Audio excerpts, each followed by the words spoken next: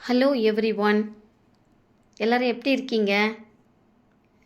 நம்மளை புரிஞ்சிக்காதவங்க கிட்ட சில நேரம் நம்ம சொல்கிறது நிஜம், நம்ம சொல்கிறது கரெக்ட் அப்படின்னு ரொம்ப ஓவராக எக்ஸ்பிளைன் பண்ணுவோம்.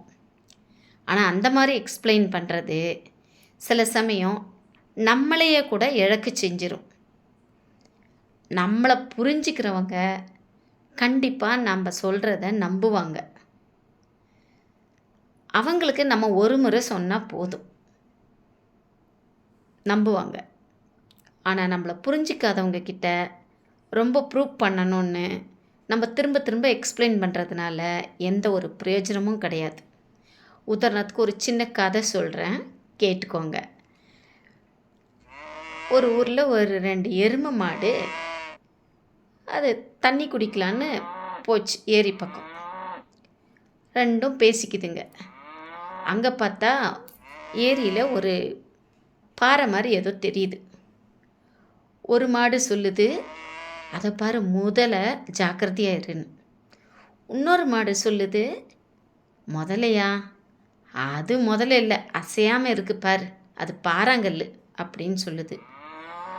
இந்த எருமை மாடு, இல்லை இல்லை இது முதல்ல தான் அப்படின்னு சொல்லுது. அதுக்கு திரும்பின அந்த மற்றொரு எருமை மாடு, கிடையவே கிடையாது அது பாறை தான் அப்படின்னு ஆர்கியூ பண்ணுது. இரு நான் உனக்கு ப்ரூவ் பண்ணுறேன்னு இந்த முதலாவது எருமை மாடு அந்த முதலை மேலே காலை வச்சு நிற்கிது. அடுத்த செகண்ட் அந்த முதலை எருமை மாடை முழுங்கிடுது. இதான் நண்பர்களே, உண்மைன்னு ப்ரூவ் பண்ணணும்னு ரொம்ப நியாயமாகவும் நேர்மையாகவும் அந்த எருமை மாடு எவ்வளவோ சொல்லி பார்த்தது.